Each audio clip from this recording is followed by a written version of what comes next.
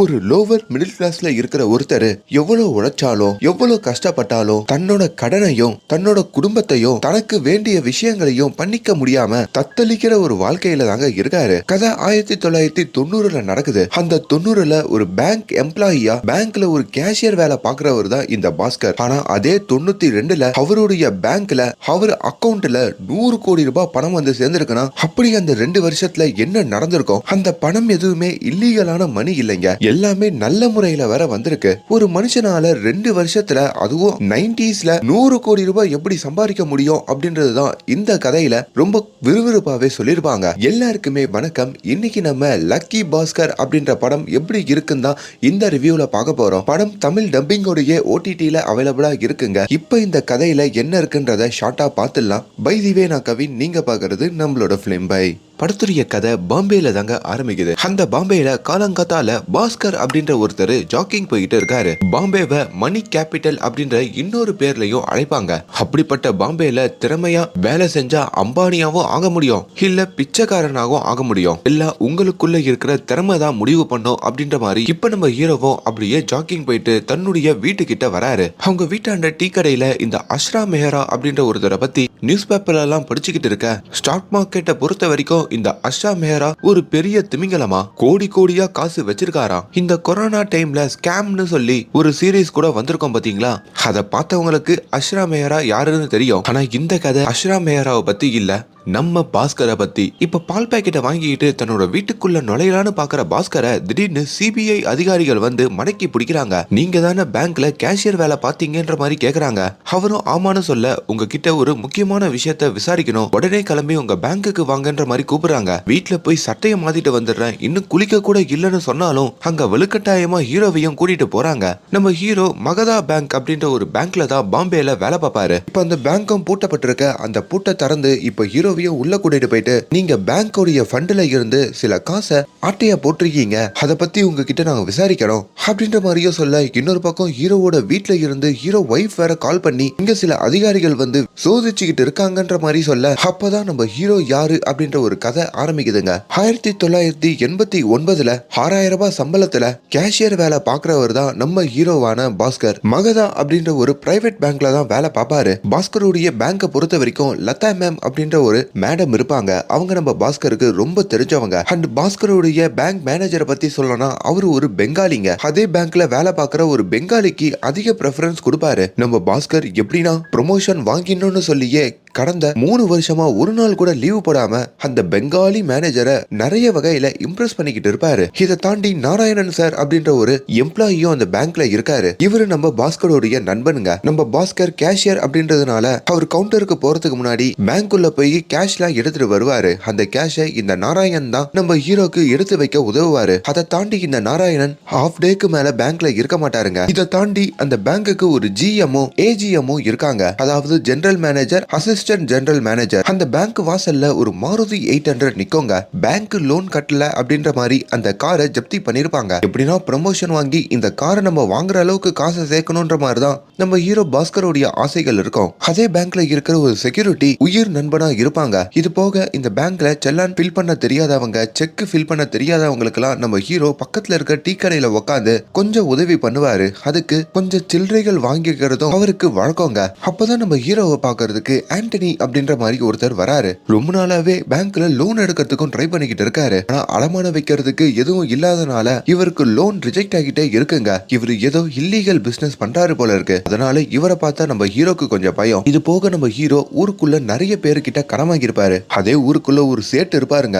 என் வட்டியை எப்படா கொடுக்க போறோம்னு சொல்லி ரோட்லயே நம்ம ஹீரோவை அசிங்கமா திட்டுவாரு. இது நம்ம ஹீரோவுடைய வீடு. ஹீரோக்கு ஒரு அன்பு தம்பி இருப்பான். அப்பாக்கு ஸ்ட்ரோக் வந்ததுனால ரொம்ப நாளா பேசாம இருப்பாரு. அது இல்லாம அவங்க அப்பா முன்னொரு காலத்துல ஒரு சார்ட்டர்ட் அக்கௌண்டண்டா இருப்பாருங்க. இப்போ வீடே ஏழ்மையில தான் இருக்கும். நம்ம பாஸ்கருக்கு ஒரு அன்பான மனைவி, ஒரு பையன். பல எதிர்ப்பை தாண்டிக்கிட்டு காதல் திருமணம் தான் இவங்க 2 பேரும் பண்ணிக்கிட்டாங்க. நம்ம ஹீரோயினுடைய அண்ணன் பையனுக்கு பர்த்டே வருதுங்க. அவங்க ஒரு பார்ட்டி வைக்கிறாங்க போல. அதுக்கு என்ன கிஃப்ட் வாங்கி கொடுக்கறதுன்னு தெரியாம தன்னோட பையனுக்கு வாங்கி கொடுத்த பொம்மையே பேக் பண்ணிட்டு போயிட்டு அங்க கிஃப்டா கொடுக்குறாங்க. இவங்க எவ்வளவு ஏழ்மையில இருக்கிறதுனாலயே ஹீரோயினோட வீட்டுல நம்ம ஹீரோவை ஒரு பொருட்டாவே மதிக்க மாட்டாங்க. ஹீரோவோட பையன் அங்க எக்ஸ்ட்ரா கேக் கேட்டா கூட நம்ம ஹீரோயினோட அண்ணன் ஒய்ஃப் கொஞ்சம் நக்கலா பண்ணுவாங்க. இதனாலேயே தான் அம்மா வீட்டுல ஹீரோயின் சண்டை போட்டுக்கிட்டு கஷ்டப்பட்டு சாப்பிட்டாலும் புருஷன் காசுல சாப்பிடணும்னு சொல்லி அந்த ராத்திரி ஒரு 2 வடப்பாவை வாங்கிக்கிட்டு இந்த 3 பேரும் ஷேர் பண்ணிக்கிட்டு சாப்பிடுறாங்க. இப்படி கஷ்டப்பட்டாலும் வாழ்க்கையில கொஞ்சம் சந்தோஷமா தான் ஹீரோவும் அவரோட குடும்பமும் வாழ்ந்துகிட்டு இருக்குங்க. ஹீரோ இப்படி எவ்வளவு கஷ்டம் வந்தாலும் எல்லாமே என்னோட ப்ரமோஷன் வந்ததுக்கு அப்புறம் மாறிடும்ன்ற மாதிரி நம்புறாரு. பாஸ்கர் டீ கடையில உட்காந்துட்டு இருக்க திரும்பி அந்த ஆண்டனி பாஸ்கரை மீட் பண்ண வராரு. எனக்கு ஒரு 2 லட்சம் ரூபாவாச்சு கடன் கொடுங்க சார். என்னோட சரக்கு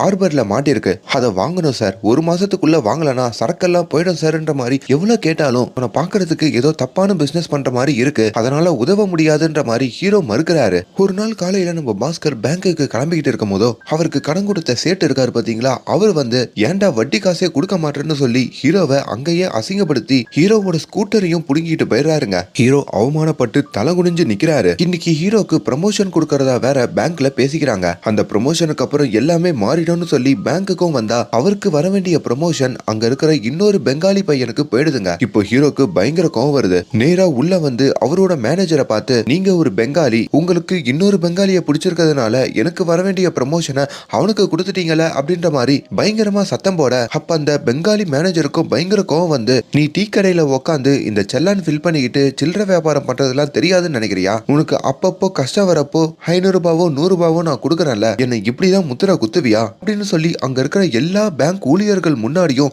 ஹீரோவை ரொம்ப கேவலப்படுத்துறாரு. இது நம்ம பாஸ்கருக்கு ஒரு பெரிய அவமானமா இருக்குங்க. ஆனாலும் அந்த இடத்துல மூஞ்சலா கழுவிக்கிட்டு வந்து எந்த மேனேஜர் தன்னை அவமானப்படுத்தினாரோ அந்த மேனேஜர் கிட்டயே காரெல்லாம் திறந்து விட்டுட்டு ஹீரோக்கு பிடிச்ச இப்ப அந்த மாருதி 800 அந்த மேனேஜர் வாங்கியிருப்பாரு போல, அவருக்கும் பாய் சொல்லிக்கிட்டு இருக்க. அப்பதான் ஹீரோவோட ஃப்ரெண்டு அந்த செக்யூரிட்டி வந்து, உனக்கு கொஞ்சம் கூட வருத்தமா இல்லையான்னு கேட்க, ஒரு நாள்ல ஒரு 30 நிமிஷம் எனக்கு பிடிக்காத மாதிரி நடந்துடுச்சு, அதை நினைச்சு நான் எதுக்குடா வருத்தப்படணும், பாத்துக்கலாம்னு சொல்லி எல்லாத்தையும் ஃபேஸ் பண்ற ஒரு குணத்தை தான் நம்ம ஹீரோ இருக்காரு. இப்ப ஹீரோ வழக்கம் போல அந்த டீ கடைக்கு வந்து உட்காந்துக்கிட்டு இருக்க. அப்ப அந்த இடத்துக்கு மறுபடியும் ஹீரோவை பாக்குறதுக்கு அந்த ஆண்டனி வராருங்க. ஆனா இந்த முறை அந்த ஆண்டனிய ஹீரோ உட்கார வச்சு பேசுறாரு. உங்களுக்கு என்ன பிரச்சனைன்றத தெளிவா சொல்லுங்கன்ற மாதிரியும் கேக்குறாரு. அதான் சொன்னேன் சார், என்னோட சரக்கு ஹார்பர்ல மாட்டிருக்கு, 2 லட்சம் ரூபாய் இருந்தா அந்த சரக்கை வெளியே எடுத்துடுவேன், அதுல உங்களுக்கு 10% கமிஷனும் கொடுக்குறேன் அப்படின்ற மாதிரி சொல்ல, உடனே பாஸ்கர் ஒரு 2 லட்சம் ரூபாய் எடுத்து அவர் கையில கொடுக்குறாரு. அப்பதான் நம்ம பாஸ்கர் கேஷியரா தானே இருப்பாரு, அப்படி அவருடைய பேங்க்ல இருந்துதான் அந்த 2 லட்சத்தை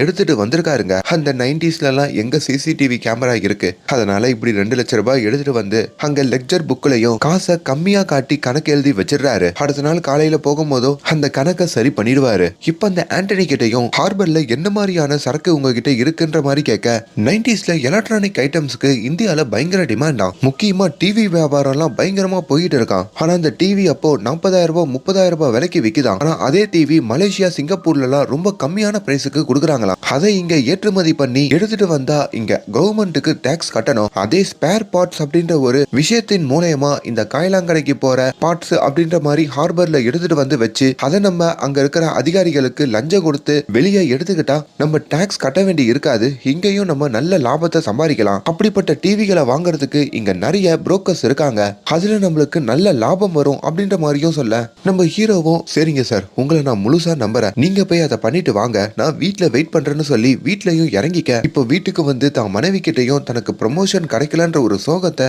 ஹீரோ வெளிப்படுத்துறாரு. இப்ப ராத்திரி முழுக்க அந்த ஆண்டனி ஒழுங்கா அந்த சரக்கெல்லாம் வாங்கியிருப்பாரா, நம்மளுக்கு லாபம் வருமா அப்படின்ற ஒரு யோசனையோட பயத்தோட இருக்க. அப்பதான் ராத்திரி ஒரு 12 மணிக்கு இந்த ஆண்டனியும் நம்ம ஹீரோவோட ஃப்ரெண்ட் அந்த செக்யூரிட்டியும் ஹீரோ வீட்டு வாசல்ல வந்து நிக்க. அப்பதான் அந்த ஆண்டனி, எல்லா சரக்கும் வாங்கி விற்கவும் செஞ்சாச்சு சார், அதுல லாபமா நிறைய காசு கிடைச்சது, அதுக்கு உங்க பங்கா 25,000 ரூபாய் கொடுக்குறேன்னு சொல்லி ஹீரோ கையில 25,000 ரூபாய் வைக்கிறாருங்க. ஹீரோக்கோ அப்படி ஒரு சந்தோஷம், அதுல சரி பங்க தான் ஃப்ரெண்டுக்கு பிரிச்சு கொடுத்துட்டு அந்த ராத்திரியே அந்த சேட்டை பார்த்து தன்னோட கடனை அரைச்சிட்டு நம்ம ஹீரோக்கு சொந்தமான அவரோட ஸ்கூட்டரையும் அங்கிருந்து மீட்கிறாரு.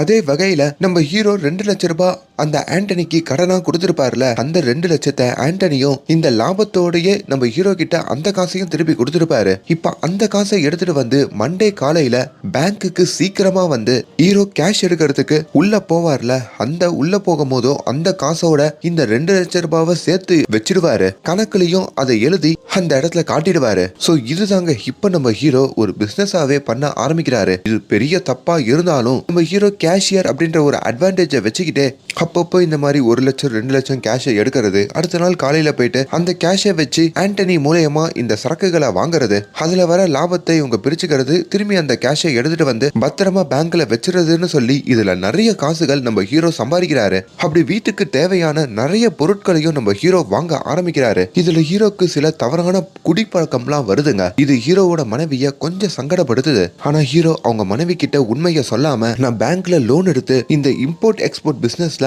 ஆண்டனின்னு ஒரு ஃப்ரெண்டு மூலமா செஞ்சுக்கிட்டு இருக்கேன் அப்படின்ற மாதிரி உண்மையை கொஞ்சம் திருச்சி சொல்றாரு. இப்போ ஹீரோக்கு கிடைச்ச லாபத்தின் மூலமா ஒரு 25,000 ரூபாய் செலவு பண்ணி தன்னோட பையனுக்கும் பிறந்த நாளை கொண்டாட அவங்க பையனுக்கு அப்படி ஒரு சந்தோஷங்க. நம்ம ஹீரோவை மட்டம் தட்டி பேசின ஹீரோயினுடைய அம்மா வீட்டு ஆட்கள்லாம் இவனுக்கு இப்படிப்பட்ட காசா, இந்த பாஸ்கர் வளர்ந்துட்டானா அப்படின்னு சொல்லி கொஞ்சம் பொறாமையோட பேச ஆரம்பிக்கிறாங்க. அப்பதான் அதே பர்த்டே பார்ட்டிக்கு வர இந்த ஆண்டனியும், நான் கடைசியா ஒரு டீல் பண்ணலான்னு இருக்கேன் சார், என் பையன் அமெரிக்கால இருக்கிறதுனால இந்த டீலை முடிச்சிட்டு போயிடலான்னு இருக்கேன். ஆனா அதுக்கு 10 லட்ச ரூபாய் நம்மளுக்கு தேவைப்படுது. ஃபாரின்ல இருந்து 3 ஃபாரின் காசு இங்க வருது. அதை மட்டும் நம்ம ஹார்பர்ல விலை கொடுத்து வாங்கிட்டோம்னா 10 லட்ச ரூபாய் காசை விடவும் அதிக விலைக்கு வித்து நிறைய லாபத்தை சம்பாதிக்கலாம். என்ன சொல்றீங்கன்ற மாதிரி கேட்க ஹீரோவும், இது பெரிய ரிஸ்கா இருக்கு, பேங்க்ல இருந்து என்னால 10 லட்ச ரூபாய் எடுத்துட்டு வந்தா கண்டிப்பா மாட்டிப்பேன்னு சொல்லிட்டோம் வேணான்னு சொல்றாரு. ஆனா அந்த ராத்திரியே தன்னோட பையன் அங்க கதறி அழுதுகிட்டு, எவ்வளவு நாள் நான் மத்தவங்க பர்த்டேல போய் கலந்துக்கும் போதோ பாஸ்கரோட பையன் எல்லாம் பர்த்டே செலிப்ரேட் பண்ண மாட்டான், கேக்கு சாப்பிட்டதான் வருவான் அப்படின்ற மாதிரி என்ன கிண்டல் பண்ணுவாங்க. ஆனா இன்னைக்கு தான் நான் பர்த்டே பார்ட்டி கொடுக்குறேன், ரொம்ப தேங்க்ஸ்ப்பா அப்படின்ற மாதிரியும் அழுதுகிட்டே சொல்றாங்க. இது நம்ம ஹீரோவை தூண்டி விடுது. தன்னோட குடும்பத்தோட சந்தோஷத்துக்காக என்ன ரிஸ்கா வேணா எடுக்கலாம்னு சொல்லியும் அந்த டீலுக்கு ஓகே சொல்றாரு. இப்ப அந்த 10 லட்ச ரூபாய் கேஷ பேங்க்ல இருந்து தானே காலையில வந்து எடுப்பாரு. அப்படி காலங்காத்தால பேங்க்குக்கும் போக, ஆனா வழக்கத்துக்கு மாறா அங்க நாராயணன் சார் அப்படின்ற ஒருத்தர் இருப்பார்ல, அவரு கொஞ்சம் சீக்கிரமாவே வந்துடுறாருங்க. இப்போ ஹீரோக்கும் அந்த நாராயணனை தாண்டி எப்படி அந்த 10 லட்ச ரூபாய் காசை எடுக்கிறதுன்னு ஒன்னும் புரியல. ஹீரோ வேற அந்த காசை எடுக்கிறதுக்கு தான் ஒரு பெட்டியோட பேங்க்குக்கு வந்திருக்காரு. பேங்க்ல மத்தவங்க கிட்டையும், இன்னைக்கு வெள்ளிக்கிழமையில பேங்க் முடிச்சு ஊருக்கு போறேன், அதனால தான் பெட்டின்ற மாதிரிலாம் அங்க சமாளிக்க, இப்ப அந்த நாராயணன் சார் அசந்த நேரத்துல கேஷ் எல்லாம் எடுத்துட்டு வர பாக்குறாரு. இப்ப ஈவினிங் ஆகுது, அட்லீஸ்ட் அந்த நாராயணன் சீக்கிரமா கிளம்பிடுவாரு, அதுக்கப்புறமாச்சு கேஷை எடுக்கலான்னு பார்த்தா அப்பயும் கிளம்பாம இருக்க, அப்பதான் தன்னோட ஃப்ரெண்டு செக்யூரிட்டிக்கு ஒரு சிக்னல் கொடுத்து அந்த நாராயணனோட பொண்ணுக்கு மாப்பிள்ளை பார்த்துக்கிட்டு இருக்காங்களா, அந்த மாப்பிள்ளை வீட்டுல இருந்து பேசுறேன்ற மாதிரி ஒரு போன் பண்ண சொல்ல, அப்படி நாராயணனை திசை திருப்பிட்டு அங்க 10 லட்ச ரூபாவை நம்ம ஹீரோ எப்படியோ அந்த பெட்டிக்குள்ளையும் போடுறாரு. அடுத்து என்ன, இப்ப அந்த 10 லட்ச ரூபாவை வச்சு நம்ம ஹீரோ அந்த 3 ஃபாரின் கார்ஸையும் வாங்குறாரு. இப்ப அதை எடுத்துட்டு போயிட்டு ஒரு இடத்துல விக்கலான்னு பார்த்தா அந்த காரை வாங்குறேன்னு சொல்ற முதலாளி திடீர்னு அரெஸ்ட் ஆகி ஜெயிலுக்கு போயிட்டாரா. அதனால காரு வாங்க முடியாம போகுதுங்க. இவங்களுக்கும் ஒன்னும் புரியல. அண்டே திரும்பி பேங்க்ல 10 லட்ச ரூபாவை ஹீரோ திரும்பி வச்சாகணும், இல்லனா பெரிய பிரச்சனை ஆயிடும். இப்ப இந்த காரை வித்தாதான் 10 லட்ச ரூபாவும் அதுக்கு மேல இருக்கிற லாபமும் கிடைக்கும். என்ன பண்றதுன்னு புரியாம இருக்க, அப்பதான் கோவால இருக்கிற ஒரு சில முதலாளிகள் இந்த கார்களை வாங்கிக்கிறதுக்கு ஒத்துக்கிறாங்க. ஆனா அந்த இரவே நம்ம ஹீரோவும் இந்த ஆண்டனி ஹீரோவுடைய ஃப்ரெண்டு 3 பேரும் இந்த 3 கார்களை கோவாக்கு கொண்டு போனோங்க. அதுக்கு செம்மையா ஒரு ட்ரிக்ஸ் பண்றாங்க. இந்த 3 காருக்கும் கவர்மெண்ட் நம்பர் போட்ட இந்த நம்பர் பிளேட்டை போடுறாங்க. வழியில போலீஸ்காரங்க மடக்கனா கவர்மெண்ட் வண்டின்னு காமிச்சு தப்பிச்சு போக பாக்குறாங்க. அதையும் தாண்டி போலீஸுக்கு சந்தேகம் வரக்கூடாதுன்னு சொல்லி அங்க இருக்கிற பிச்சைக்காரர்களை இந்த சென்ட்ரல் மினிஸ்டர் மாதிரி வேஷம் போட்டு அந்த இடத்துல கூட்டிட்டு போறாங்க. அப்பையும் டவுட் வரக்கூடாதுன்னு சொல்லி அங்க ஒரு மாடலா இருக்கிற ஒரு பொண்ணையும் கூட கூட்டிட்டு போறாங்க. இது மூலமா அவங்க அந்த 3 கார்களையும் விற்க, அதுல பெரிய லாபத்தையும் சம்பாதிக்க, தங்களுக்கு உதவி பண்ண அந்த 3 பிச்சைக்காரர்களுக்கும் அங்க வந்து அந்த மாடல் பொண்ணுக்கும் தலா 1 லட்சத்தை கொடுத்து இப்ப அவங்களையும் அனுப்பிட்டு இப்ப பெரிய லாபத்தோட நம்ம ஹீரோ தன்னோட ஊரு திரும்புறாரு. இப்ப அந்த ஆண்டனி இருக்காருல, அவருக்கும் நம்ம ஹீரோக்கு பெரிய நன்றி சொல்லிட்டு, நான் என் பையனோட அமெரிக்கால இருக்க போறேன்னு சொல்லி ஏர்போர்ட்ல இறங்கி அவரும் இப்ப ஊருக்கு கிளம்ப, இப்ப ஹீரோவோ சம்பாரிச்ச லாபத்தை வீட்டுல வச்சுட்டு அந்த 10 லட்ச ரூபாய் காசை பேங்க்ல வைக்கிறதுக்கு காலையில ஒரு 7:30 மணிக்கெல்லாம் பேங்க்குக்கு வராரு. ஆனா பேங்க் வாசல்ல பயங்கர கூட்டமா இருக்கு. என்னன்னு கேட்டதுக்கு பேங்க்ல ஏதோ பெரிய ஸ்கேம் நடந்திருக்கு அப்படின்ற மாதிரியும் பேசிக்கிறாங்க. எங்க நம்ம தான் மாட்டிக்கிட்டோமோ அப்படின்ற மாதிரி ஹீரோ அங்க பயப்பட, அங்க ஜிஎம் சார் ஜெனரல் மேனேஜர்லாம் வந்திருக்காருங்க. இப்போ ஹீரோக்கு அங்க நடுங்குது. பெட்டியில வேற 10 லட்ச ரூபாய் இருக்கு, எப்படா வைக்க போறோம்னு யோசிக்க, அப்பதான் அந்த இடத்துல நம்ம ஹீரோவுடைய பெங்காலி மேனேஜர் இருக்காரு பாத்தீங்களா, அவருக்கு தான் ஒரு ஸ்கேம் நடந்திருக்கு. ஐ மீன் அவர் ஸ்கேம் பண்ணிருக்காராம். லோன் வாங்கி கொடுக்குறேன்னு சொல்லி அந்த லோன்ல இருந்து 10% கமிஷன் வாங்கியிருக்காராம். அப்படி பண்ணி மாட்டிக்கிட்டு இருக்காரு. அதனால அவரை இப்ப போலீஸ்காரங்க அரெஸ்ட் பண்ணிட்டு போக, அப்பதாங்க ஹீரோக்கு நிம்மதி பெருமூச்சே வருது. இப்ப ஹீரோவும் அந்த நாராயணன் சாரோட போய் 40 லட்ச ரூபாய் காசை எடுத்துட்டு வர, இப்ப பெட்டியில இருக்கிற காசை அந்த 40 லட்ச ரூபாய் காசோட வச்சிடலான்னு பாக்க, ஆனா அதுக்குள்ள ஹீரோவுடைய ஜெனரல் மேனேஜர் அந்த இடத்துக்கு வந்து வந்து உங்க பெட்டியில என்ன இருக்குன்ற மாதிரி ஹீரோவை திறக்க சொல்றாங்க. ஹீரோக்கும் உடம்பெல்லாம் நடுங்குது. மெல்ல அந்த பெட்டியை திறக்க, ஆனா பெட்டியில ஒண்ணுமே இல்லைங்க. அப்பதான் ஒரு ட்விஸ்ட காமிக்கிறாங்க. நம்ம ஹீரோ பேங்குக்கு வந்த உடனேயே அந்த பணத்தை அங்க இருக்கிற ஒரு பாக்ஸ்ல போட்டிருப்பாரு. அது மூலயமா அப்பவே மாத்திருப்பாரு. அப்படி நல்லபடியா நம்ம ஹீரோ அந்த பணத்தை அங்க மாத்தி இந்த விஷயத்துல இருந்து தப்பிக்கவும் செய்யறாரு. இப்ப ஹீரோவுடைய ஃப்ரெண்டும் ஆண்டனி ஊருக்கு போனதுக்கு அப்புறம் நம்ம 2 பேரும் சேர்ந்து இந்த பிசினஸ் பண்ணலாம் அப்படின்ற மாதிரி கேட்க, ஆனா ஹீரோ மறுக்கிறாரு. என்னால தொடர்ந்து இப்படி ஒரு பிசினஸ் பண்ண முடியாதுன்னு சொல்றாரு. எனக்கு ரெட் சிக்னல் காமிச்சிருச்சு, அது கடவுளா கொடுத்த சிக்னலா நான் நினைச்சுக்கிறேன், இத்தோடு நிறுத்திப்போம் அப்படின்ற மாதிரியும் சொல்ல, சரி நீ வேணா நிறுத்திக்கோ, என்னால நிறுத்த முடியாதுன்னு சொல்லி ஹீரோவோட ஃப்ரெண்டு அந்த செக்யூரிட்டி தொடர்ந்து இந்த ஹார்பர் பிசினஸ் பண்ண ஆரம்பிக்கிறாரு. அதே வேலையில தான் நம்ம ஹீரோக்கு ஒரு தம்பி இருப்பான்ல, அவனும் மேல் படிப்பு படிக்கிறதுக்காக லண்டன் போக வேண்டி இருக்குங்க. அதுக்கு நம்ம ஹீரோ ஒரு 6 லட்சம் வரைக்கும் செலவு பண்ண வேண்டி இருக்கு. அப்படி செலவு பண்றப்போ ஹீரோ இது வரைக்கும் சேர்த்து வச்ச எல்லா காசும் அங்க கரையுது. அதே வேலையில நம்ம ஹீரோ அவரோட பேங்குக்கு போறப்போ திரும்பி பேங்க் கொஞ்சம் பரபரப்பா இருக்கு. என்னன்னு பார்த்தா அங்க பேங்குடைய சேர்மேனும் ஜெனரல் மேனேஜரும் ஒரு பயங்கரமான விஷயத்த முடிவு பண்ணிருக்காங்க. அந்த பேங்க்ல இப்போ இந்த லோன் வாங்கி கொடுக்கறேன்னு சொல்லி அந்த மேனேஜர் இந்த மாதிரியான வேலைகள் பண்ணார்ல, அவரு கூடவே அந்த பேங்கோடைய ஏஜிஎம்மோ அசிஸ்டன்ட் ஜெனரல் மேனேஜரும் இந்த மாதிரியான ஊழல்ல ஈடுபட்டிருக்காராம். அத அந்த பேங்கோடைய சேர்மேன் கண்டுபிடிச்சு இப்ப அந்த ஏஜிஎம் உடைய வேலையை உனக்கு கொடுக்கறேன், உன்ன மாதிரி ஒரு நேர்மையான ஒரு பர்சன் நான் பார்த்ததே இல்லைன்ற மாதிரி நம்ம ஏஜிஎம் போஸ்ட ஹீரோக்கு கொடுக்க, அந்த நொடியில இருந்து ஹீரோவோட சம்பளம் 19,500 ரூபாவா மாறுது. ஹீரோவோட வாழ்க்கை தரமும் மாறுது. இப்ப இந்த சந்தோஷமான விஷயத்த நம்ம ஹீரோவும் அவர் மனைவி கிட்ட வந்து சொல்ல, இப்ப கதை திரும்பி நிகழ்காலத்துக்கு வருதுங்க. அத ஓப்பனிங் சீன்ல நம்ம ஹீரோவை அரெஸ்ட் பண்ணி பேங்க்ல விசாரிப்பாங்கல்ல, அப்ப ஹீரோவோடைய பாஸ்புக் என்ட்ரியில எடுத்து பார்க்கும் போதோ ஹீரோவோட அக்கௌண்ட்ல 100 கோடி ரூபாய் பணம் இருக்கிறத கண்டுபிடிக்கிறாங்க. ஒரு சாதாரண பேங்க் எம்ப்ளாயியோட அக்கௌண்ட்ல எப்படி 100 கோடி வந்துச்சுன்ற மாதிரி அங்க சிபிஐ அதிகாரிகளும் வியந்து போக, அப்பதான் ஹீரோக்கு இன்னொரு பிளாஷ்பேக் வருது. இப்ப ஹீரோ எப்போ ஏஜிஎம்மா மாறினாரோ அப்பயே அவரோட சேர்மேன் ஹர்ஷாவுடைய அக்கௌண்ட்னு சொல்லி அந்த ஹர்ஷாபாயோட அக்கௌண்டோட பொறுப்புகளையும் ஒப்படைக்க, அப்போ ஹர்ஷாபாயோட அசிஸ்டன்ட்னு சொல்லி அப்பப்போ ஒருத்தர் வந்து சில பிஆர்ஸையும் கொடுத்துட்டு போறாரு. கட்டாரி பேங்க் உடைய பிஆர்ஸ் அப்படின்ற மாதிரி சொல்றாரு. பிஆர்னா பேங்க் ரிசிப்ட்டுங்க. அதாவது நம்மள மாதிரி ஆளுங்களுக்கு பேங்க் எப்படி லோன் கொடுக்குதோ அதே மாதிரி ஒரு பேங்க் இன்னொரு பேங்க்குக்கும் லோன் கொடுக்கலாம். ஆனா அது நேரா கொடுக்க முடியாது. நடுவுல ஒரு புரோக்கர் கிட்ட அந்த அமௌண்ட்டை டிரான்ஸ்ஃபர் பண்ணிட்டு அந்த புரோக்கர் மூலயமா இன்னொரு பேங்க் அந்த அமௌண்ட்டை வாங்கிக்கலாம். அப்படிப்பட்ட புரோக்கர் தான் அந்த ஹர்ஷாபாய். ஆனா அந்த ஹர்ஷாபாய் என்ன பண்றாரு, ஒரு பேங்க் கிட்ட இருந்து வாங்குற காசுல கொஞ்சம் ஆட்டைய போட்டுட்டு இன்னொரு பேங்க் கிட்ட கொடுக்கும் போதோ கொஞ்சம் குறைச்சு கொடுக்குறாரு. அப்படி அவர் கொடுக்குற பேங்க் தான் நம்ம ஹீரோ வேலை பார்க்குற பேங்க். இந்த விஷயம் நம்ம ஹீரோக்கு தெரிஞ்சு பயங்கரமா கோவப்படுறாரு. இந்த பிஆர் எல்லாம் என்னால அக்செப்ட் பண்ணிக்கவே முடியாதுன்ற மாதிரியும் மறுக்கிறாரு. அதுக்காக ஹீரோவை இம்ப்ரெஸ் பண்ணணும்னு சொல்லி அந்த ஹர்ஷாபாயோட அசிஸ்டன்ட் வாட்ச் கொடுக்கறது, ஹீரோக்கு லஞ்சம் கொடுக்கறதுன்னு நிறைய முயற்சி பண்ணாலும் ஹீரோ மசிய மாட்டாரு. அப்படிதான் ஒரு நாள் இந்த ஹர்ஷாவுடைய பேங்க் ஸ்டேட்மெண்ட்டை நம்ம ஹீரோ பாக்குறப்போ அதுல ஒரு அதிர்ச்சிங்க. கட்டாரி பேங்க்ல இருந்து வந்த பணம் இந்த ஹர்ஷாபாய் வேற எதுக்கோ யூஸ் பண்றாரு அப்படின்ற மாதிரியும் கண்டுபிடிக்கிறாரு. ஹர்ஷாபாய்க்கு அந்த பணத்தை கொடுத்த கட்டாரி பேங்க்லயும் வந்து இந்த விஷயத்தை விசாரிக்க,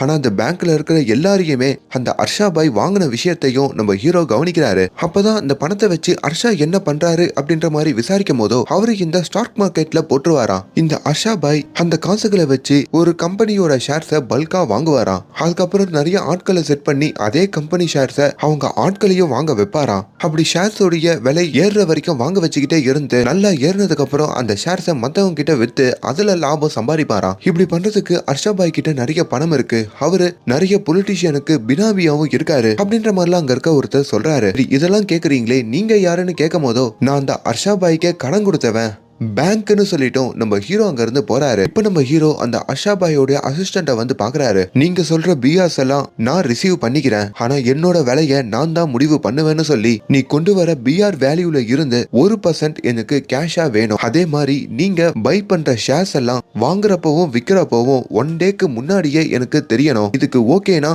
உங்களுடைய பிஆர் என்னோட பேங்க்ல நான் அக்செப்ட் பண்ணிப்பேன்ற மாதிரி சொல்ல, இப்ப அவரும் கொஞ்சம் யோசிச்சு பார்த்துட்டு அங்க ஓகேன்னு சொல்றாரு. அடுத்து என்ன, இப்ப நம்ம ஹீரோவும் அவங்களோட சேர்ந்து அந்த இன்ஃபர்மேஷன்லாம் தெரிஞ்சுக்கிட்டு நிறைய சம்பாதிக்க ஆரம்பிக்கிறாருங்க. அப்படி அவர் சம்பாரிச்ச 25 லட்சம் ரூபாய் பணத்தை பிளாக்ல இருந்து ஒயிட் ஆக்கணும்னு சொல்லி இந்த ஆண்டனியோட ஃப்ரெண்டு ஒரு சின்ன பையனை வந்து பாக்குறாரு. அவருமே இதை நம்ம லாட்டரி சீட்டுக்காரங்க கிட்ட கொடுத்துடலாம், அவங்க நம்ம பணத்தை வாங்கிக்கிட்டு நாளைக்கு 25 லட்சம் ரூபாய்க்கு லாட்டரி விழ போற சீட்டு எதுன்னு நமக்கு இன்ஃபார்ம் பண்ணுவாங்க, அதை வாங்கி வச்சோம்னா நம்மளுக்கு லாட்டரி மூலயமா பணம் வந்ததுன்னு சொல்லி கவர்மெண்ட்ல கணக்கு காமிச்சிக்கலான்ற மாதிரியும் சொல்ல, அப்படி நம்ம ஹீரோ அடுத்த நாள் லாட்டரியும் வாங்கி வச்சு அது மூலயமா 25 லட்சம் ரூபாய் ஜெயிச்ச மாதிரியும் வீட்டுல அங்க செலிப்ரேட் பண்றாரு. அதையும் குழந்தை, குட்டிகள், மனைவி, அப்பான்னு சொல்லி எல்லாரும் நம்புறாங்க. சமூகத்திலயும் இப்ப நம்ம ஹீரோ ஒரு லட்சாதிபதியா மாறின மாதிரி அங்க தோற்றம் இருக்குங்க. இப்ப நம்ம ஹீரோவும் அந்த இன்ஃபர்மேஷன் எல்லாம் கேட்டு ஷேர்ஸும் வாங்குறாரா, அதுலயும் அவருக்கு பயங்கர லாபம் வருதுங்க. அப்படி அந்த மணியும் ஒயிட்டா மாத்தி அவரோட பேங்க்ல போட்டு வச்சுக்கிறாரு. அதுவும் அந்த பேங்க்ல இருக்கிற அந்த லதா மேம் நோட் பண்ணிக்கிட்டே இருக்காங்க. பரவாயில்லப்பா, நல்லா லாபம் சம்பாதிக்கிற பணக்காரனா மாறுறன்ற மாதிரி சந்தோஷப்படுறாங்க.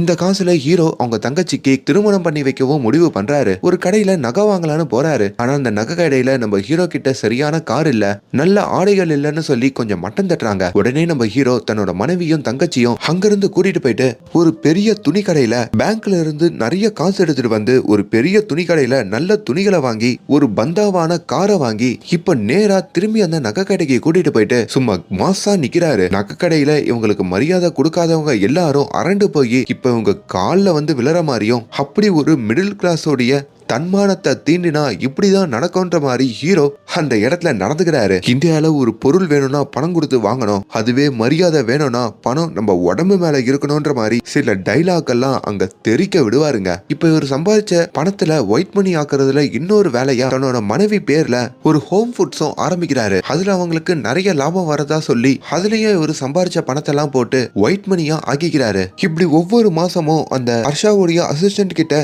தப்பான பிஆர் எழுதி இதெல்லாம் பண்ண ஒரு கட்டத்துல ஹீரோக்கு ஆணவம் தலைக்கு ஏறுது. ஹீரோவோட தெருவுலயே அவரு தான் பெரிய கார் வச்சிருக்கிறதுனால அந்த தெருவையே விலைக்கு வாங்குறாரு. தெருல இருக்கிற எல்லாருக்கும் 3000 ரூபாய் காசு கொடுத்து அவரோட காரையும் அந்த தெருவுல கெத்தா பார்க்கிங் பண்ணிக்கிறாரு. இப்ப சுத்தி முத்தி இருக்கிற ஆட்களை ஹீரோ மதிக்க கூட மாட்டாரு. ஒரு நாள் குடிச்சிட்டு வரப்போ தனக்கு முன்னாடி கணம் கொடுத்த நேட்டு கூடவே அங்க சண்டை போட்டு அந்த சேட்டோட பைக் எல்லாம் அடிச்சு நொறுக்கிறாரு. இதுல ஹீரோக்கும் அவங்க மனைவிக்கும் சண்டை வந்து ஹீரோவோட மனைவி அதுல இருந்து தனி ரூம்ல தான் படுத்துக்கிறாங்க. இப்படி பணம் வந்ததுக்கு அப்புறம் சில பேர் மாறுவாங்கன்னு சொல்லுவாங்கல்ல, அப்படிதான் ஹீரோ மாறுறாருங்க. இதை ஹீரோவோட அப்பா நோட் பண்ணிக்கிட்டு அங்க இருக்காரு. அப்படி ஒரு வேலையில தான் ஹீரோவை பாக்குறதுக்கு அந்த கட்டாரி பேங்க்ல இருந்த அந்த மேனேஜர் வராரு. அப்ப அந்த பிஆர் எல்லாம் செக் பண்ணி பார்க்கும் போதோ இது வரைக்கும் ஹர்ஷா பாய் ஹீரோவோட பேங்க்ல 90 கோடி ரூபாய் வரைக்கும் காசை ஆட்டைய போட்டிருக்கிறது தெரிய வருதுங்க. சார், பிஆர் முன்ன பின்ன இருக்கும், ஒரு 2 கோடி 3 கோடினா ஓகே, 90 கோடி எப்படி சார் அப்படின்ற மாதிரி அந்த கட்டாரி பேங்க் மேனேஜரும் அதிர்ந்து போக, நீங்க தான் சார் அப்ரூவல் பண்ணி அமிச்சிங்கன்ற மாதிரி அந்த ஸ்டேட்மெண்ட் எல்லாம் காமிக்க, அப்பதான் கட்டாரி பேங்க் ஸ்டேட்மெண்ட்டை பார்க்கும் போது இது என்னோட ஸ்டேட்மெண்ட்டே இல்ல சார், என்னோட கையெழுத்து மாதிரியே அந்த ஹர்ஷா பாய் ஒன்னு ரெடி பண்ணி போட்டு இப்படி பண்ணிருக்காரு சார், அவர் ஃபோர்ஜரி பண்ணிருக்காரு சார் அப்படின்ற மாதிரியும் கண்டுபிடிக்கிறாங்க. இதுல அந்த கட்டாரி மேனேஜருக்கு பயமாகி இப்ப இந்த விஷயம் வெளியே வந்தா ஹர்ஷா பாயோட சேர்த்து இங்க நம்மன்னு சொல்லி எல்லாரும் மாட்டிப்போம், நம்ம ரிசர்வ் பேங்குக்கே எதிரியா இருந்திருக்கோன்ற மாதிரி சொல்ல இப்போ ஹீரோக்கும் பெரிய பிரஷர் ஆகுது. கடைசியில அந்த ஹர்ஷா பாய் நம்மளையும் ஏமாத்தி இப்படி பண்ணிருக்காருன்ற மாதிரி நினைக்க, அப்பதான் அந்த பயத்தினாலேயே அந்த கட்டாரி பேங்க் மேனேஜர் அங்க இறந்து போற மாதிரி காமிக்கிறாங்க. அந்த நொடியே நம்ம ஹீரோ இந்த எல்லா வேலையும் நிறுத்திடலாம் அப்படின்ற ஒரு முடிவுக்கு வராரு. அந்த ஹர்ஷாவுடைய அசிஸ்டன்ட் கிட்டையும் என்ன எப்படி ஏமாத்த மனசு வந்தது, அங்க ஒருத்தன் செத்தே போயிட்டான்டான்ற மாதிரி சொல்ல எல்லாத்தையும் ஹர்ஷா பாய் பார்த்துப்பாரு, நீங்க பேசாம சும்மா இருங்கன்ற மாதிரி ஹீரோவா அவர் மிரட்ட, அதே வேலையில தான் ஹீரோவுடைய ஃப்ரெண்டு ஹார்பர்ல பிசினஸ் பண்ணி போலீஸ்ல மாட்டிருப்பாருங்க. எப்படியோ லஞ்சம்லாம் கொடுத்து நம்ம ஹீரோ அவர் ஃப்ரெண்டை வெளியே கொண்டு வராரு. இன்னொரு பக்கம் ஹீரோயினுடைய அம்மா இருக்காங்கல்ல, அவங்களும் ஹீரோவோட வீட்டுக்கு வராங்க. ஹீரோயினுடைய அண்ணனுக்கு வேலை போயிடுச்சான், உன் புருஷனை உதவி பண்ண சொல்லு, நீ ஆரம்பிச்ச ஹோம் ஃபுட்ஸ்ல கூட உனக்கு நிறைய லாபம் வந்ததுல, ஏன் அதெல்லாம் உன் புருஷன் உன் அண்ணனுக்கு கொடுக்க மாட்டானா அப்படின்ற மாதிரி ரொம்ப ஆணவமாவே கேக்குறாங்க. ஹீரோயினுக்கு பயங்கர கோவம் வருது. நாங்க கஷ்டப்படுறப்போ ஒரு பீஸ் கேக் என் பையனுக்கு கொடுக்கறதுக்கே உன் பிள்ளையோட மனைவி அங்க யோசிச்சா உங்களுக்கு நாங்க உதவி பண்ணுமா அப்படின்னு அவங்க அம்மாவையும் அங்க அசிங்கப்படுத்துறாங்க. இந்த கோவத்துல தான் அந்த ஹோம் ஃபுட் பிசினஸே வேணான்னு சொல்லி ஹீரோயின் எல்லாத்தையும் போட்டு உடைக்கிறாங்க. ஆல்ரெடி ஹீரோ பிரஷர்ல இருப்பாரு, இது இன்னும் பிரஷர் ஆக்க அப்பதான் ஹீரோவுடைய அப்பா அங்க ஹீரோவை கூப்பிட்டு பேசுறாருங்க. நீ பண்ற இந்த மணி லாட்டரி, இந்த ஃபோர்ஜரி பிசினஸ்லாம் தெரியாதுன்னு நினைச்சிட்டு இருக்கியா? நம்ம எவ்வளவு ஆட்டம் ஆடுறோம் அப்படின்றது முக்கியம் இல்ல,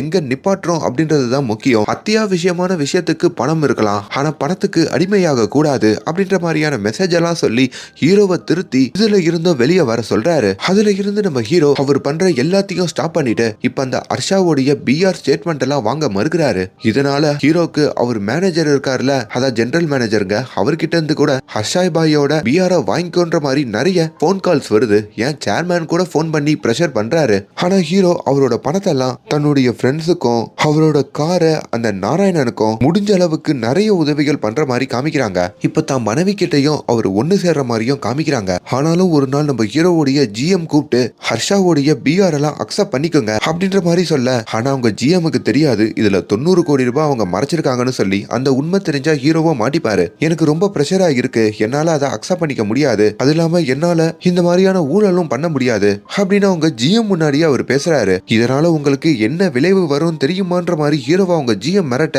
தெரியும், அதனால தான் நான் வேலையை விட்டு போறேன்னு சொல்லி ஹீரோ அவரோட ராஜினாமா கடிதத்தையும் கொடுக்க, இப்ப அந்த பேங்க்லயும் நம்ம ஹீரோ ரொம்ப நல்லவர் மாதிரியும், இங்க சரியா கரப்படைந்த கைகள் இருக்கு, அவங்களுக்கு உதவியா நான் போக மாட்டேன், இந்த பேங்க் எனக்கு சோறு போட்டது, இந்த பேங்க்குக்கு நான் உண்மையா இருப்பேன்னு சொல்லிட்டும் அங்க சீன் கிரியேட் பண்ணிட்டும் போறாரு. அப்பதான் நம்ம ஹீரோவோட பேங்க்குக்கு இன்செப்ஷன் பண்றதுக்கு அடுத்த வாரம் ஒரு டீம் வருது. அது மூலியமா தான் சில உண்மைகள் வெளியே வந்திருக்கு. ஆனா நம்ம ஹீரோ இப்போ வேலை விட்டு ஒரு வாரம் ஆகுது. அப்படி ஒரு வேலையில தான் இந்த சிபிஐ அதிகாரிகள் வந்து ஹீரோ கிட்ட விசாரிக்கணும்னு கூட்டிட்டு வந்திருக்காங்க. இப்போ ஹீரோ சொன்ன எல்லாத்தையும் வச்சு ஹீரோவுடைய பேங்க் அக்கவுண்ட்ல இருக்கிற அந்த 100 கோடி ரூபாய் காசுமே ஹீரோ ஃப்ராடு பண்ணி வர வச்சிருந்தாலும் அது எல்லாமே ஒயிட் மணிங்க. அதனால அவங்களாலையும் அந்த பணத்தை ஒன்னும் பண்ண முடியல. ஆனாலும் ஹீரோவை கூப்பிட்டு வச்சு உன்னுடைய இன்கம் டாக்ஸ் அதிகாரிகளுக்கெல்லாம் உன்னோட அக்கௌண்ட்டை அனுப்பி வச்சு அவங்க வந்து சோதனை பண்ணா சிங்கிள் பைசா இல்லாம எல்லாத்தையும் நீ கொடுக்க வேண்டி இருக்கும், உன் ஃபேமிலியே அங்க நடுத்தருக்கு வந்துடும், நீ மாட்டிக்கிட்டனா அவ்வளவுதான்ற மாதிரி பயங்கரமா பயமுறுத்துறாங்க. அப்பதான் அந்த இடத்துல ஹீரோவுடைய ஜெனரல் மேனேஜரும் அவரோட சேர்மேனும் அங்க இருக்காங்க. அப்பதான் ஹீரோக்கும் தெரியுது அந்த ஜெனரல் மேனேஜரும் அந்த சேர்மேனும் ஹர்ஷாவுடைய ஆட்கள்னு சொல்லி. ஆக்சுவலி நம்ம ஹீரோ ஓப்பனிங்ல இந்த பணத்தெல்லாம் தெரியாம எடுத்து ஹார்பர்ல பிசினஸ் பண்ணிருப்பாருல, அதை அவங்க சேர்மேன் அப்பவே கண்டுபிடிச்சிருப்பாரு. அதை தெரிஞ்சுதான் ஹீரோக்கு ஏஜிஎம்மா ப்ரமோஷன் கொடுத்து ஹர்ஷாவுடைய அக்கௌண்ட்டை ஹேண்டில் பண்ண வச்சிருப்பாரு. அது மூலயமா ஹீரோ சம்பாதிச்சதும் அவருக்கு தெரியுங்க. எப்படி ஹீரோக்கு கமிஷன் போகுதோ அதே மாதிரி அந்த சேர்மேனுக்கும் அந்த ஜெனரல் மேனேஜருக்கும் ஹர்ஷாபாய் கிட்ட இருந்து கமிஷன் போயிருக்கும். ஆனா இப்ப என்ன பிரச்சனைனா ஹர்ஷாபாயோட அக்கௌண்ட்ல இவங்க பேங்க்குக்கு கொடுக்க வேண்டிய தொகை 100 கோடி ரூபாய் இடிக்குதுல, அது ஹர்ஷாபாய் கிட்டையும் போய் கேட்க முடியாது. அந்த 100 கோடி ரூபாவை இப்ப நம்ம ஹீரோ சேர்த்து வச்சிருக்காருல, அவரோட 100 கோடி ரூபாயில இருந்து எடுக்கிறதுக்கு தான் இப்ப இந்த பேங்க்காரங்க திட்டம் போட்டிருக்காங்க. எப்படி பார்த்தாலும் அந்த பேங்க்ல இருக்கிற ஜிஎமோ சேர்மேனோ அவங்களுடைய, அதாவது அவங்க ஹர்ஷாபாய் கிட்ட இருந்து வாங்கின காசை பத்திரப்படுத்திக்கிட்டு ஹீரோவோட காசை அங்க சரி கட்டுறது மூலயமா அந்த கணக்கை ஃபில்அப் பண்ணிடலாம்னு நினைக்கிறாங்க. அதனாலதான் ஹீரோவை இப்ப எவ்வளவு நாள் சிபிஐ அதிகாரிகளா வச்சு மிரட்டிருக்காங்க. ஆமாங்க, அந்த சிபிஐ அதிகாரியும் ஹர்ஷாபாயோட ஆள் தான். இப்ப நம்ம ஹீரோவை அந்த இடத்துல பயந்துகிட்டு தன்னோட ஃபேமிலி தான் அங்க முக்கியம்னு சொல்லி அந்த 100 கோடி ரூபாவை உங்களுக்கு கொடுக்கறதா சொல்லி செக்கும் எழுதிட்டு போயிடுறாருங்க. பரவாயில்ல, இவனுக்கும் ஃபேமிலி தான் முக்கியம் போல இருக்குன்ற மாதிரி அங்க இருக்கிற ஜிஎம்மும் சேர்மேனும் நினைச்சுக்க, இப்போ மண்டே அந்த செக்கையும் தன்னோட பேங்க்ல இஷ்யூ பண்ணி ஹீரோவுடைய பேங்க்ல இருக்கிற மொத்த காசையும் இவங்க வெளியே எடுக்கலாம்னு நினைக்க, ஆனா அப்பதான் அந்த லதா மேம் இருக்காங்கல்ல, அவங்க நம்ம ஹீரோ இந்த பேங்கை விட்டு போறப்பவே அவரோட அக்கௌண்ட்டை டீஆக்டிவேட் பண்ணிட்டு போயிட்டாரு. என்னங்க சொல்றீங்க? அப்ப அந்த 100 கோடி அவர் எப்பவே எடுத்துறாரு அப்படின்ற மாதிரி அவங்க சொல்றாங்க. உடனே அந்த ஜிஎம் ஹீரோவுடைய அக்கௌண்ட்டை கம்ப்யூட்டர்ல தட்டி பார்க்க, இதுல 100 கோடி ரூபாய் இருக்குன்னு காட்டுதே. சார், அது போன மாசம் என்ட்ரி சார், எப்பவுமே மாச கடைசியில் தானே என்ட்ரி போடுவோம் அப்படின்னு சொல்ல, இதை பார்த்து தான் அவங்க ஹீரோ அக்கௌண்ட்ல இப்ப 100 கோடி ரூபாய் இருக்குன்னு சொல்லி ஏமாந்து செக்கெல்லாம் வாங்கி வச்சிருக்காங்க. கட் பண்ணா இப்ப நம்ம ஹீரோ அமெரிக்காவுக்கு போய்கிட்டு இருக்காருங்க, அதுவும் குடும்பத்தோட. அப்பதான் ஹீரோ என்ன மாதிரியான பிளான போட்டாருன்னு காமிக்கிறாங்க. ஹீரோ அவங்க அப்பா கூட பேசிதான் இந்த பிளான போட்டிருப்பாரு. அப்படி ஒரு ஏஜென்சியை பார்த்து 1 கோடி ரூபாய் நீங்க அமெரிக்கால இன்வெஸ்ட் பண்ணீங்கன்னா உங்களுக்கு அங்கேயே இருக்கிறதுக்கான எல்லா ஏற்பாடுகளும் பண்ணி கொடுத்துருவேன்ற மாதிரி சொல்லிருப்பாங்க. அதுக்கப்புறம் தன்னோட ஃப்ரெண்ட் ஆண்டனி அமெரிக்கால தாங்க இருப்பாரு. அவருக்கு கால் பண்ணி அமெரிக்கால இருக்கிற ஒரு 5 ஸ்டார் ஹோட்டலையும் நம்ம ஹீரோ விலைக்கு வாங்கியிருப்பாரு. அது மூலயமா ஹீரோக்கு கிரீன் கார்டும் கிடைச்சிருக்கும். இருந்தும் இந்த ப்ராசஸ் எல்லாம் பண்றதுக்கு நம்ம ஹீரோக்கு